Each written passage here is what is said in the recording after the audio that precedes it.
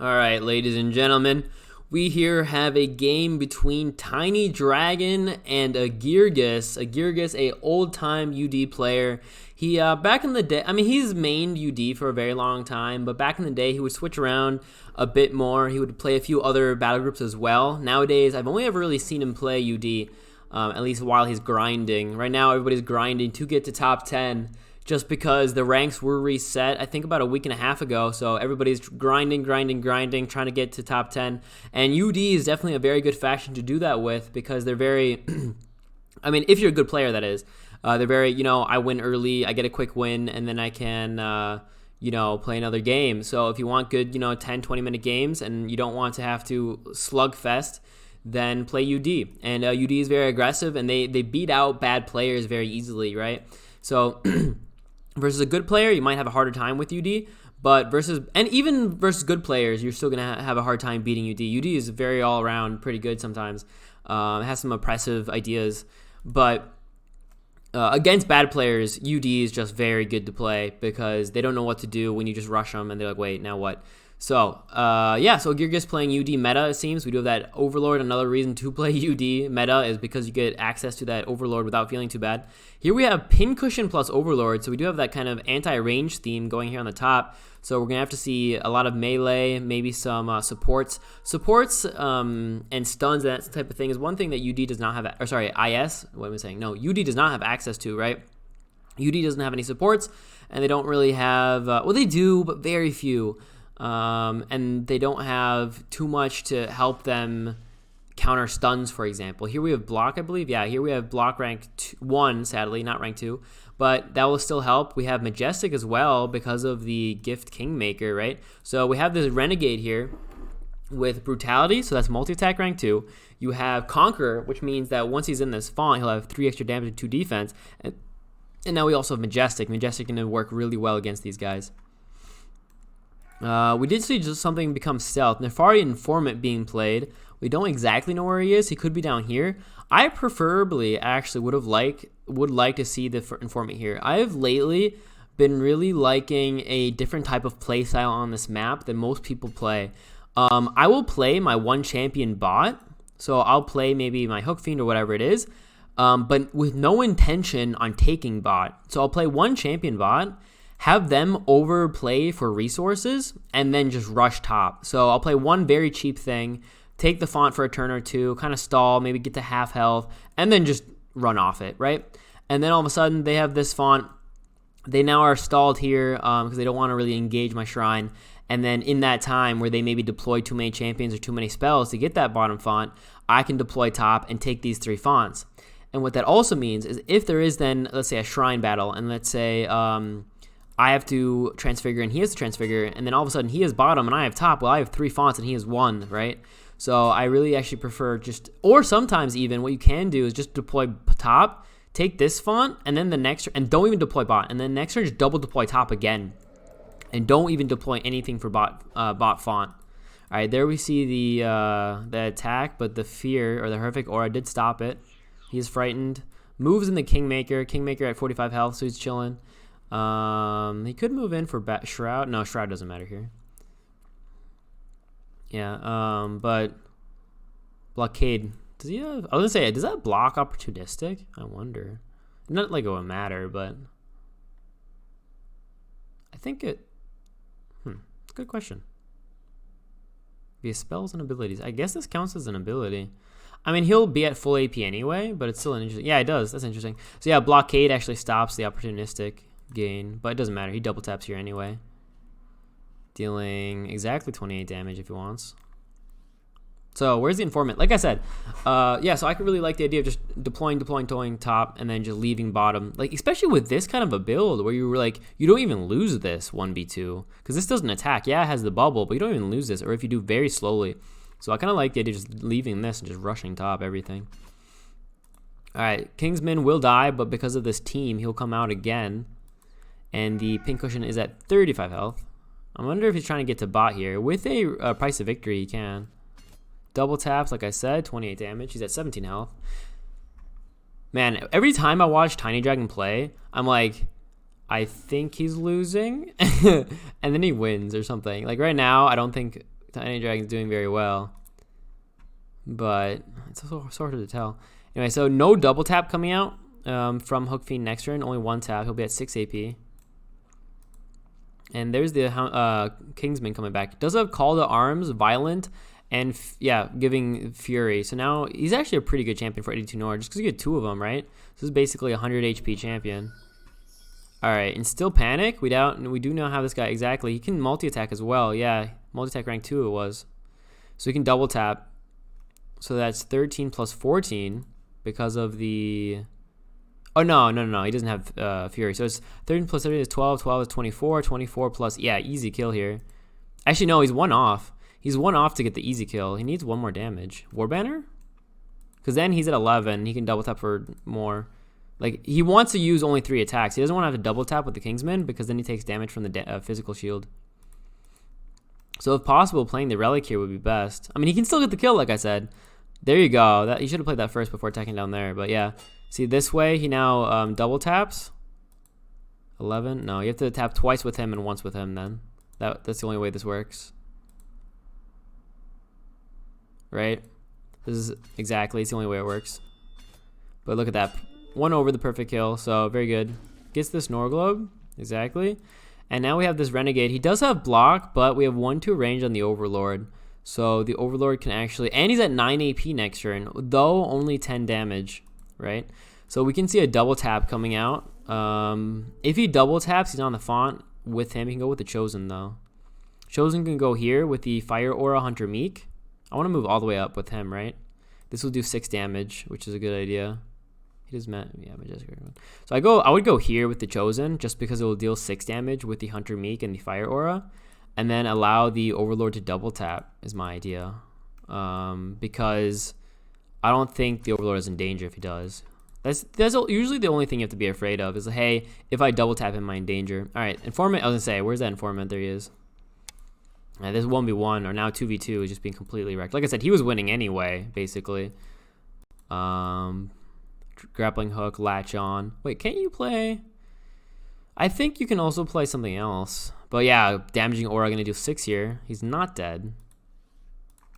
All right, let's see. Did he double tap? Yeah, okay. He goes in for the Aura. Probably double tap with the Overlord. Plays another Chosen. This guy is so strong, Chosen. I do like the Chosen with with Fire Eater, though. Just because there's so many fucking lava maps in this game. There's like 4, right? There's this one, Elemental Plateau. Then there's the one with the lava falling down from the middle. And then... Is there any more? I mean, that's 3 already. It's just so many fucking lava maps that you just gain, like, a huge advantage. Like, if this guy has Fire Eater, the whole map is his. And he has permanent 4 healing when he moves around this. So you're like, oh, I'm about to die? Welp. What was that, Masochism? No, Defensive Stance. Okay, I was like, what? Because I thought he played it, but yeah, it doesn't make any sense because it's not his turn. So, yeah, he's just losing this bot really bad. He can maybe kill the Kingmaker next turn. Yeah, we have Grappling Hook, right? So the Hook Fiend can Grappling Hook over here just to have the Aura kill. Move the Informant down here. That's my idea. Yeah, Grappling Hook here. The Aura will kill Kingmaker. Move the Informant into the font. And then... Double taps again here. But it does less damage, right? Yeah, look at that. Resistance to physical. He's at 17 health. Took 8? Why did he take... Oh, he whacked into the font, but he only took half. That's why. Exactly. So now I would move Hook Fiend over here. Kills him. He goes here. Block going off. Does he have the kill? That was 7 damage only because of the Awestruck. He has the kill, though. 10, right? Minus 3 is 9. Or sorry, 7. Oh, math. It's still a kill, though. Yeah. Oh, and Hunter. So it would have been 9. Ha! Get fucked. Ooh, Sacrifices. Gets both Norglobes, and that's just GG, right? That's so... Dude, I fucking love UD sometimes. Like, how they play like that. It's just like... Herb derp. Yeah, that's what I was going to say, too. Herb derp, I'm going to kill something and sacrifice and basically... Wait, you're not on the font, yo. There you go, okay. And then be like, basically, you're winning. You know? Only takes 7 because of, yeah, he has 13 base, but 7 because of 6 defense here. And that's why watching UD can be so fun, where it's like I said, they can be oppressive sometimes, where you get like that early advantage, you get a kill, and then you sacrifice, and it's as if they didn't get a kill. Like, they brought you all the way to basically the lowest HP possible, right? And then you just sacrifice the champion, get the Nora Globes, and you're ahead by like a champion and a half, right? Because you killed theirs, and you get to deploy another one. So you're like up 2 champions, and you're like, wait, what? So definitely a fun way to play. Or if you do it with Retribute too, right? Because then you can, for example, kill a champion, have your champion get low, and then just Retribute that champion to kill another one. And then you're like, okay, thanks, I'll take 3 Nora Globes. Anyway, double Overlord too. Yeah, Overlords are so damn strong. Just really the Invoke. But even the champion by itself, because of the Hunter Meek, is such a low... I think Hunter Meek is undercosted. Unleash is undercosted. This is overcosted maybe, but whatever. Shrink going off. And the Invoke. So you have 3 undercosted abilities in my opinion. The Arrow Eater is the only thing that might be like slightly overcosted or at least even. But like otherwise, look at these stats, right? 55 base, 2 defense, 1-2 range in UD is awesome. And with Hunter Meek, you're at 4 defense, 17 damage. With Unleash, you have so much range, just get wherever you want. Like for 82, this is probably like the best 82 Nora champion in the game, or I guess near 80 Nora champ. I mean, obviously it beats the Ice Fang because of Arrow Eater, so it's like one of the only champs that also 1v1s or like 2v1s Ice Fang easily. Just because it's like, oh, hey, you want to attack me from range? Well, get fucked. What does work against Overlords, though, is like knockback, right? Knockback, that's what TinyDragon has been playing. This is, oh, here's a good support. I mean, not a good one, but is one of the only supports that UD have are this Alchemist here. What? Right, where's he going? What the heck is this sounds going off? Ah, that was this Invoke by Tiny. What does it do? Enemy champions take 10 physical damage, and this champion gains 1 AP and 1 damage for 2 turns for each enemy champion affected. Alright, how much did he get? He got 2 damage? Alright. This effect is automatically triggered when the cooldown, blah, blah, blah. So it just is basically is deal 10 damage. It doesn't have the whole other effect of let me shrink everything. Alright, so he kills this guy. He doesn't get the Nora Globe, which sucks. I mean, this bot font. He almost has the Hook Fiend dead, though. If he can kill the Hook Fiend this turn, it'd be good. Because then he only has to 1v1 the Informant, which you might be able to do with, like, a stun. Alright, there's a Bane Blast. He'll get this Nora Globe as well. Oh, no. If he goes up here... You know, he can get the Nora Globe and still get into the font. But then he might be in double tap range. No, he's not in double tap range. He goes to here, and then he's at 2, and 1-2 moves back. Wait, but yeah, he's not even in the font. The Informant's not in the font, so he doesn't have to be in the font himself. What was that? Pride of Snarg Snarg Fnar. That's how I call it anyway. Pride of Snarg Nar Fnar. Sarn Gehaver. Gehaver. Sarn Gehaver. Sarn Gehaver. Dude, how the fuck do you pronounce that? Why is there an H after the G? Sarn or Sarin? Sarn Gehaver. Gehaver? Fuck it. Gehaver. It could be have. Fuck it. Oh, fuck that bitch. Alright, so he's gonna go over probably to Invoke. Oh, wait, no, he has the drink, so he can just drink Action Potion, move up 1 more, and then shrink everything here. Yeah, Assault, I'm gonna say. I was like, wait, Assault here. So moves up 1 more, I'm guessing. Oh, double kill with the Demolish. Demolish getting the War Banner and that. Nice kill. Yeah, exactly. Now Invoke, gonna get hit all 3. That means they're just constantly shrunken here.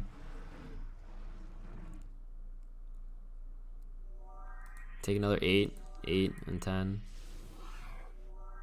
Also, the fact that Hunter Meek works on this is kind of insane. And look, if they attack the Overlord, he's just gonna invoke him again. Alright, only 13. We do have Bestial Fury.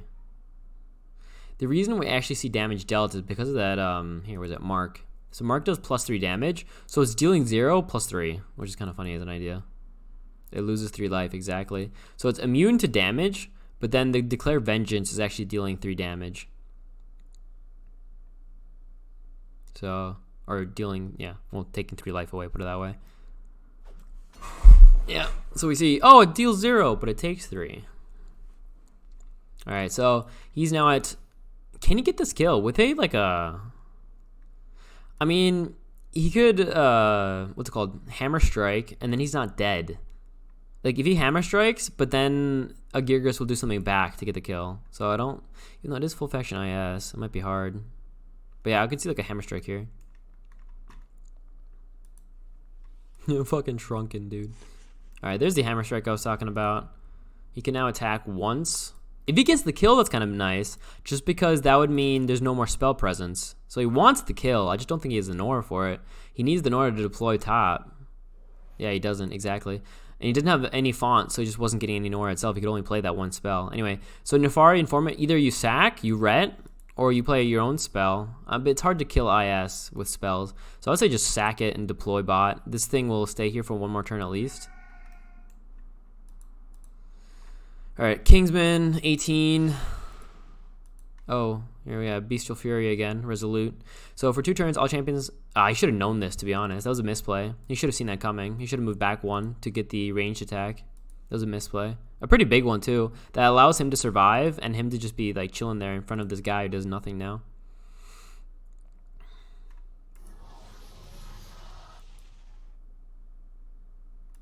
Okay.